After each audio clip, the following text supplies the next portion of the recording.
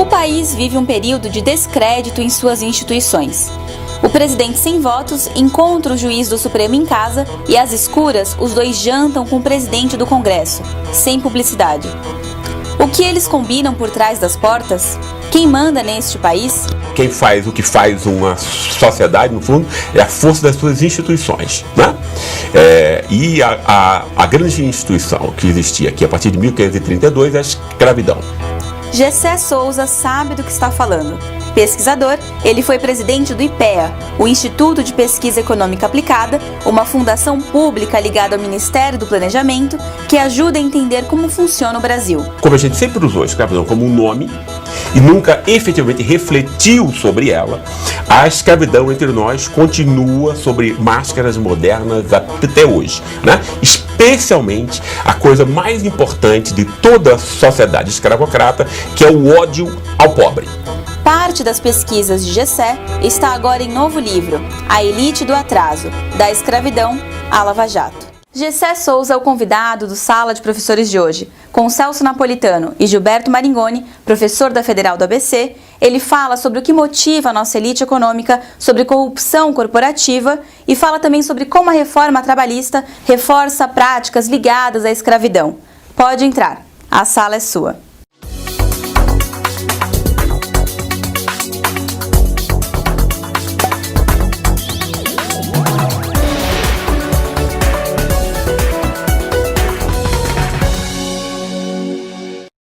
Olá, esse é mais um Sala de Professores, que é o programa da FEPESP. Nós agradecemos a sua participação e continuamos insistindo na sua comunicação efetiva, criticando, sugerindo, etc. Entre no fepesp.org.br. Hoje, com o enorme prazer em receber aqui o professor Gessé Souza. Gessé é sociólogo, professor universitário, doutor em Sociologia pela Universidade de Heidelberg, da Alemanha, e ex-presidente do IPEA, que é o Instituto de Pesquisa Econômica Aplicada. Entre outras obras, Gessé é autor dos livros A Ralé Brasileira, A Tolice da Inteligência Brasileira, e está lançando A Elite do Atraso, da Escravidão à Lava Jato. Olá, Gessé, obrigado pela tua presença. Como é que vai, Celso? Tudo bem, obrigado. É ótimo estar aqui com vocês. E também está comigo aqui, me auxiliando nessa tarefa de entrevistar o Gessé, o Gilberto Maringoni, que é doutor em História Social pela USP e professor de Relações Internacionais na Universidade Federal do ABC. Tudo bem, Gilberto? Tudo bem, Celso. Satisfação estar aqui. Prazer é nosso. E você entrando aqui para me ajudar nessa terrível e honrosa tarefa de entrevistar o Gessé. Então, Gessé, eu vou começar aqui com uma provocação, né? De que o país está vivendo um período de descrédito, né? Em torno das instituições. Legislativo, executivo, judiciário, está tudo se misturando, se juntando. Na minha concepção, a separação dos três poderes constitucionalmente estabelecida foi por água abaixo, porque o presidente da República janta com o presidente do Tribunal Superior Eleitoral e ambos recebem o presidente da Câmara dos Deputados. Então, aí o que é o senso comum disso? O senso comum é que está certo essa corrupção toda e tal, também, né? Os portugueses que nos descobriram, essa herança de português, espanhol, quem sabe se os holandeses não tivessem ficado por aqui, se a coisa fosse diferente. O que você acha disso, Gessé? Eu acho que essa é a balela, né, que nos faz de imbecis há muito tempo, né? Quer dizer, no fundo, nós temos uma elite do saque, né? É o que a gente está vendo agora, mas ela sempre foi do saque. Ou seja, a gente não vem de Portugal, quer dizer, a gente pode ter a mesma língua, gostar de bacalhau, torcer pelo Vasco da Gama, mas a gente não é português por conta disso, né? Quem faz o que faz uma sociedade, no fundo, é a força das suas instituições, né? E a grande instituição que existia aqui a partir de 1532 é a escravidão, né? essa ideia de que a gente vem de Portugal e herda essa herança maldita do patrimonialismo e da corrupção só na política, que é um absurdo, né? Como se consegue ser tão ingênuo de acreditar nisso? Como a gente pode ser tão ingênuo? Não é isso? É exatamente para quê? Para que a gente torne invisível, né, a herança da escravidão. O patrimonialismo e a corrupção na política, né, está no lugar da explicação pela escravidão, pelos conflitos de classe, né, que nascem a partir disso, né, e que como a gente sempre usou a escravidão como um nome e nunca efetivamente refletiu sobre ela, a escravidão entre nós continua sobre máscaras modernas até hoje, né? Especialmente a coisa mais importante de toda a sociedade escravocrata, que é o ódio ao pobre. O ódio ao escravo, no caso, né? E nós temos aqui, né? Eu estudei isso empiricamente durante muito tempo, uma espécie de ralé de novos escravos que é explorada pela classe média, no caso, né? Que se vangloria de ser moral e tal, porque sai à rua contra a corrupção no Estado. Um sistema político foi montado para ser corrupto. Por quê? Porque foi montado para ser comprado pelo mercado, pelos oligopólios do mercado, pelos atravessadores financeiros do mercado, né? Ou seja, foi montado. É para isso, quem quiser participar desse jogo vai ter que entrar na corrupção, senão você não vai conseguir efetivamente competir pelo poder. Ou seja, então o jogo está todo armado para que esse mercado, que é quem é o grande corruptor, né, jogue a culpa no aviãozinho, que eu gosto muito dessa metáfora do nosso capitalismo com o tráfico, né? Ou seja, a boca de fumo, que são os oligopólios, e a intermediação financeira, ninguém toca nele, como a polícia não toca nele, por exemplo, pega só os aviãozinhos do tráfico, e os aviãozinhos do tráfico são os nossos políticos que ficam 2 ou 3%. Né? Então a atenção da mídia toda jogada para isso, né? Nos faz de imbecis, enquanto a elite agora está saqueando o país, vendendo a água, vendendo o nosso petróleo, vendendo o nosso futuro, etc. Né? Sem que ninguém esteja percebendo isso. Né? Por quê? Porque foi criado, né, um mecanismo midiático de nos fazer de imbecis, não é isso? Que é a fase moderna dessa dominação escravocrata que nós temos até hoje. Né? Gessé, você viveu muito tempo na Alemanha, viveu na Europa e tal. O que se difunde aqui dentro é que o Brasil é o país mais corrupto do mundo. Que aqui está o compadrismo, que tio indica sobrinho, amiga indica o apaniguado. O Brasil é o país mais corrupto do mundo, você tendo uma visão mais geral, mais... A Europa não é, as situações nos outros países é menos corrupto, nós estamos fadados a ser um país corrupto, atrasado, é a água que a gente bebe, o que caracteriza? Não, eu acho isso uma bobagem, eu acho que essa é a forma quando... O tema da corrupção foi criado no Brasil quando, né? Quer dizer, ele foi transformado em linguagem do dominante quando a elite paulistana perde o poder para Getúlio Vargas. É isso? E monta uma universidade, a USP, é claro que tem muita coisa boa na USP também, né? Mas a USP desenvolveu os dois grandes conceitos, que vão ser os conceitos mais importantes para montar a dominação dessa elite sobre o povo como um todo. Quais são eles? O patrimonialismo, ou seja, essa balela de que a elite poderosa está no Estado e não no mercado. Para quê? Para deixar o mercado com um mar de virtudes, o céu na terra, né? Onde não acontece nada, e o mal está sempre na política. Por que você faz isso? Porque se a política, inadvertidamente, né, começar a ser habitada por pessoas que são líderes de classes populares, você pode pegar sempre a seletividade da corrupção política, que é a superficial, para afastar esses indesejáveis do Estado, né? Que é essa elite quer mandar no mercado, quer mandar no Estado também, no nosso orçamento, etc, etc. Né? E esses dois conceitos são o de patrimonialismo, portanto, e o de populismo, né? Que é uma maldade suprema, né? Que é você criminalizar, estigmatizar qualquer coisa que venha das classes populares, ou seja, 80% da nossa população, né? Como se aí fosse uma coisa que não tivesse consciência, etc. Como se a classe média tivesse consciência de alguma coisa, coitada, né? Completamente dominado pelo veneno midiático de todos os dias, né? O que os pobres têm em relação à política é um racionalismo prático, né? A política é jogo dos ricos, o que sobrar para mim, ótimo e tal, né? Isso é muito mais inteligente do que você ser dominado por por essa coisa midiática. Como Eu perguntei isso porque é o seguinte, agora no governo Temer, as licitações da Petrobras só estão participando empreiteiras chinesas, americanas, europeias e tal, porque as empreiteiras brasileiras são corruptas. Existe essa diferença? É isso que eu quero saber. Claro, de modo algum, né? De modo algum. No fundo, esse é o mecanismo de poder, ou seja, é o cidadão, pelo veneno midiático, por essas teorias que estão em todas as universidades agora, né? A partir do prestígio USPiano, isso agora é de todas as universidades, formando todas as elites. Então você termina criando aquele cidadão completamente imbecilizado que chega, olha, como os nossos políticos são corruptos, então é melhor logo entregar a Petrobras aos estrangeiros. É um negócio louco isso, né? Se você pensar, os Estados Unidos, né, é um país onde a corrupção lá é muito mais profissional do que a brasileira, que enfia dinheiro na cueca, etc. Um negócio assim, né? Lá os americanos transformam isso em lei, né? Entende? Quer dizer, legalizam isso, né? Quer dizer, todos os escândalos do mercado financeiro mostram isso. Qual é o verdadeiro papel dessas agências de risco, etc. Né? Quer dizer, todo o mecanismo de você ficar maquiando balanço de empresas, de países, para você enganar o seu próprio cliente. Isso é o capitalismo financeiro americano.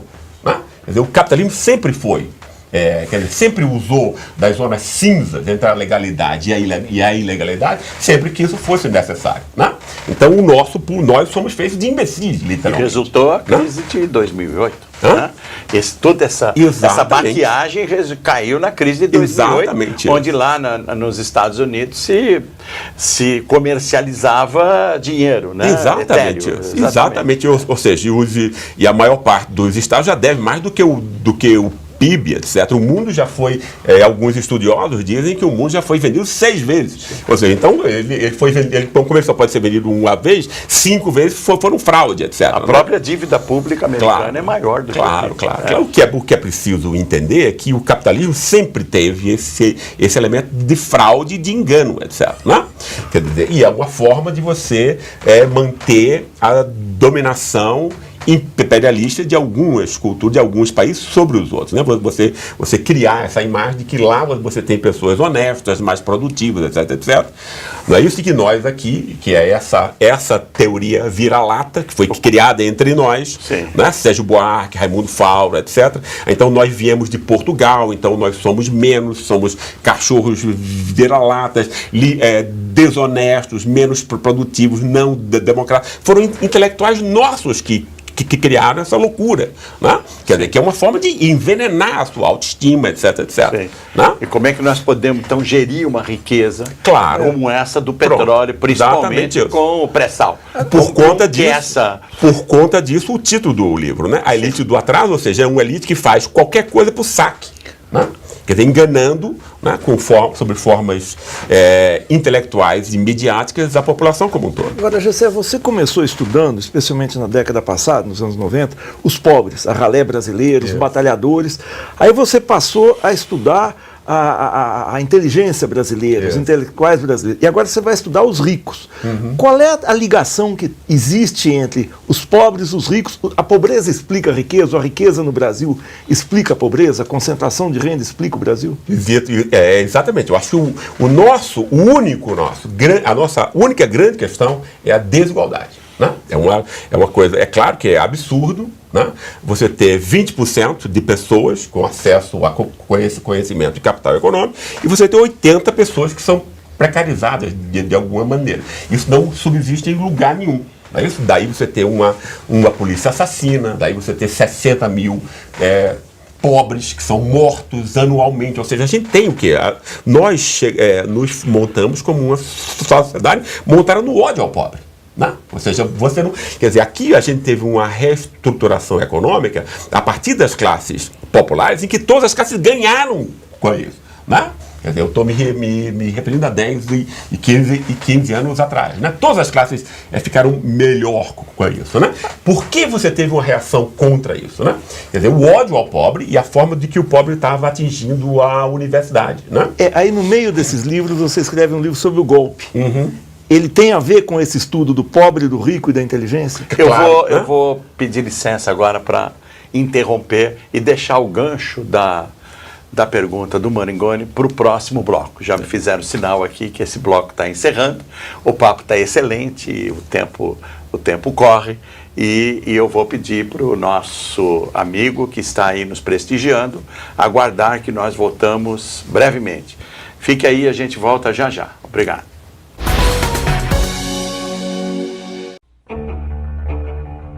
O governo sem votos quer te vender barato.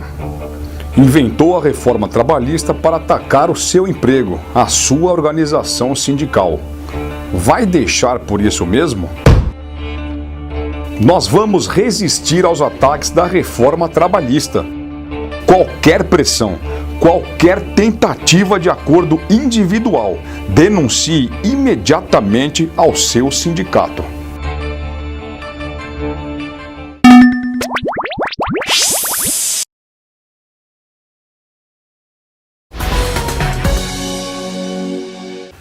Olá, estamos de volta ao Sala de Professores, hoje com Gessé Souza, que é sociólogo, professor universitário e ex-presidente do IPEA.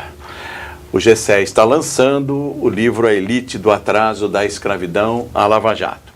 No bloco anterior, o bloco anterior foi interrompido por uma questão que o Marangoni fazia, que eu estou pedindo para ele retomar a questão, para daí o Gessé emendar, por favor. Gessé, você estudou durante longo tempo os pobres no Brasil. E aí você estudou a inteligência, os intelectuais brasileiros, e agora está estudando os ricos, que pouca gente estuda. No meio você fez um livro sobre o golpe. Como é que se encaixa o golpe entre pobres e ricos nessa trajetória dos seus estudos, da sua carreira intelectual? Essa é uma ótima questão, porque no fundo eu senti a necessidade, quer dizer, eu comecei a achar que você tem uma história recorrente entre nós, né? Então o estudo sincrônico, ou seja, o estudo da conjuntura, quer dizer, o que é o Brasil hoje, o que são as classes no Brasil hoje, né? Como elas se relacionam entre si, que era o meu projeto há muito tempo, eu tive que pensar o quê? Eu tive que pensar a história disso. Até porque a história como foi construída pelos intelectuais, essa historinha que vem de Portugal, somos desonestos e tal, né? Isso era extremamente importante para a dominação, né, de um bloco de poder, que a gente poderia dizer uma pequena elite financeira, menos de 1%, né, e os 20% da classe média, que em grande medida, claro que a classe média ela é heterogênea e ela tem uma enorme diferenciação entre si, né, mas a maior parte da classe média é conservadora politicamente, né? Ela age como um lacaio, como um capitão um capataz do mato, um capitão do mato das grandes elites, né? Ela realiza a dominação social em nome da elite, é o que faz os juízes, professores universitários, jornalistas, etc. Né? Entende? Quer dizer, então você tem aí um bloco de poder que domina esses 80%. Né? E esse bloco de poder ele não domina apenas pelas armas, apesar disso existir também. Não é só uma dominação da violência material. Ela é, antes de tudo, né, é uma dominação da violência simbólica, ou seja, você engana a pessoa, né, você convence, etc. E, para isso, toda essa articulação intelectual é extremamente importante. Então, a gente tem uma concepção da história do Brasil que é completamente errada, que é absurda, ela é pré-científica, né? E ela serve unicamente para preservar os interesses políticos e econômicos desse bloco de poder entre elite econômica e frações conservadoras da classe média, né? Contra a 80% da nossa população, né? Então, a percepção dessa necessidade de reconstruir essa história foi que me fez agora, né, investigar e estudar esses novos pontos, né? E nesse você se referiu há pouco à questão dos últimos 15 anos e da emergência de uma nova classe média. Quer dizer, várias franjas da população se incorporou à classe média. E como é que se encaixa isso nessa tua análise sobre o golpe? Quer dizer, você inclusive fala de uma classe média escandinava, né? essa história de uma nova classe média, eu escrevi um livro contra isso, para os batalhadores, né? Que eu achei isso uma bobagem, um tiro no pé absurdo e tal, né? Ou seja, a esquerda entre nós, quando ela chega ao poder, ela pensa o quê? Ela pensa que basta um plano econômico alternativo, mais inclusivo, né? E é aí que as pessoas vão automaticamente, né? Entende? Quer dizer, se assenhorar e tal dos motivos disso, etc, etc. Isso não é verdade. Né? Quer dizer, a classe média, a esquerda nunca teve uma reflexão autônoma sobre o Estado, daí ela ter comprado essa tese absurda do patrimonialismo, daí a esquerda não ter, a não ser no último instante, ter tido defesas contra essa farsa monumental que é a Lava Jato. Né? Então a esquerda ficou titubeando com isso. O governo de esquerda ficou titubeando com isso, namorou a Lava Jato. Né? Entende? Quer dizer, namorou o seu próprio inimigo, etc. Né? E também não tem uma análise sobre a sociedade. É isso que faz com que não tenha tido, não tenha sido criada uma narrativa para a ascensão política das classes que ela estava próprio contribuindo politicamente. Né? Essa narrativa ficou para as igrejas evangélicas agora, e que está se tornando uma questão extremamente importante agora, né? Quando ela tentou criar essa narrativa, criou de um modo marqueteiro, absurdo e tal, que é você dizer esse absurdo que as pessoas estavam se tornando classe média a partir de uma noção de renda média. Primeiro, a classe não tem o principal determinação da classe não é a renda, né? É a reprodução familiar, de habilidades, etc, etc, que vão condicionar o tipo de aprendizado que você vai ter na escola e depois no mercado de trabalho. É isso que é uma classe, né? Pega toda essa gênese, né? E não montou, e toda a narrativa política ela tem que ser sucessiva e tal, né? Então você criou uma coisa como se você tivesse chegado a um estado, assim, não, olha, somos já classe média, etc. Né? Isso foi muito ruim, né? Agora, o que tinha acontecido foi uma real ascensão, né, com maior poder de compra, 70% de aumento do salário mínimo, etc, etc. Né? Que era um esquema bom para todos. Que foi contextualizado como uma classe média. Você claro, tem razão. A minha tese é de que o erro disso, o que foi? Né? Quer dizer, como o ódio ao pobre é mais forte ainda entre nós, pela herança escravocrata, do que o fato de todas as pessoas estarem sabendo que o país estaria melhorando. E que ódio é esse? É o ódio quando essas classes começaram não só a ter mais possibilidade de consumo, mas especialmente quando se passou de 3 para 8 milhões de estudantes universitários. Sim, que aí você está tocando em quê? Está tocando no bloco de poder, né? Entre a elite do dinheiro e a classe média.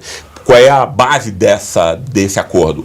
A elite diz a propriedade econômica é minha e a classe média diz o conhecimento é meu. Né? São os dois grandes capitais do capitalismo, capital econômico e conhecimento. Né? Com conhecimento, não existe nenhuma função no mercado, no Estado você não precisa de conhecimento.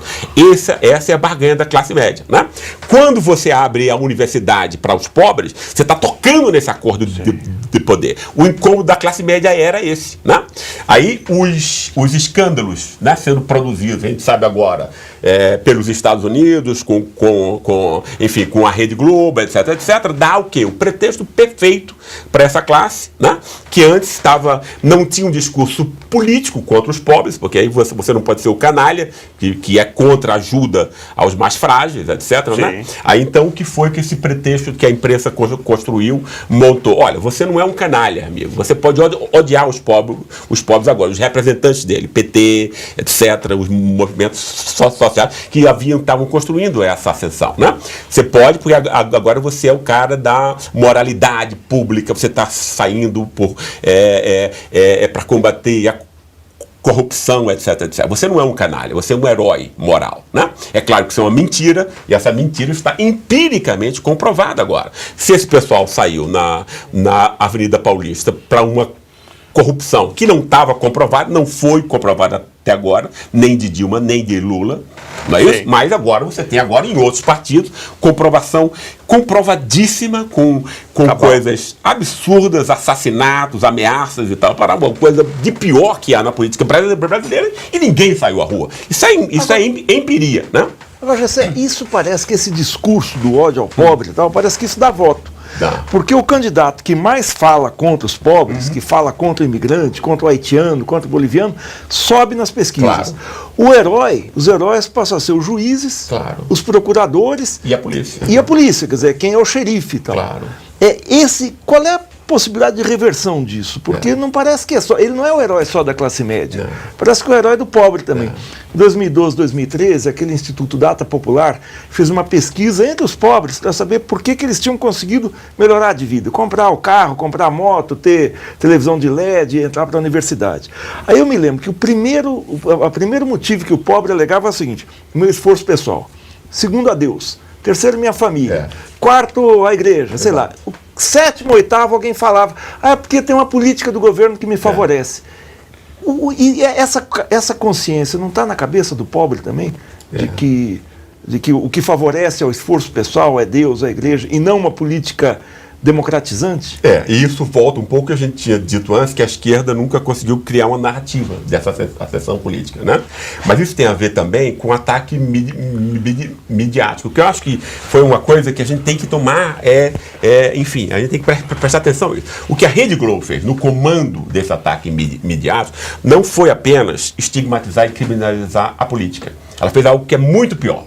Muito pior. E tem que pagar por isso algum dia, né? Porque o que foi montado foi a criminalização do próprio princípio da igualdade social entre nós. Ou seja, o princípio mais sagrado do que cristianismo de todas as sociedades ocidentais, né? Por quê? Como isso foi montado?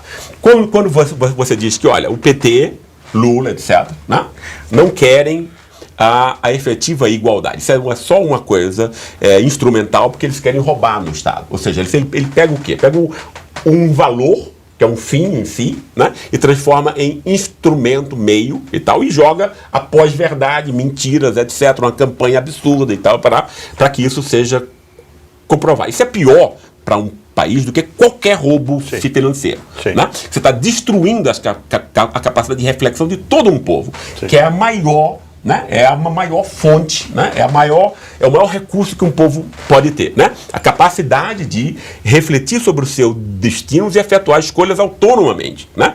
Para isso ele tinha que ter o quê? Opiniões divergentes para que ele possa escolher qual é a opinião dele. A nossa imprensa nunca teve opiniões divergentes. É uma manipulação de uma ideia só, né? E de uma ideia interessada e tal, né? Então, a maior bloqueio à democracia brasileira é a nossa imprensa, né?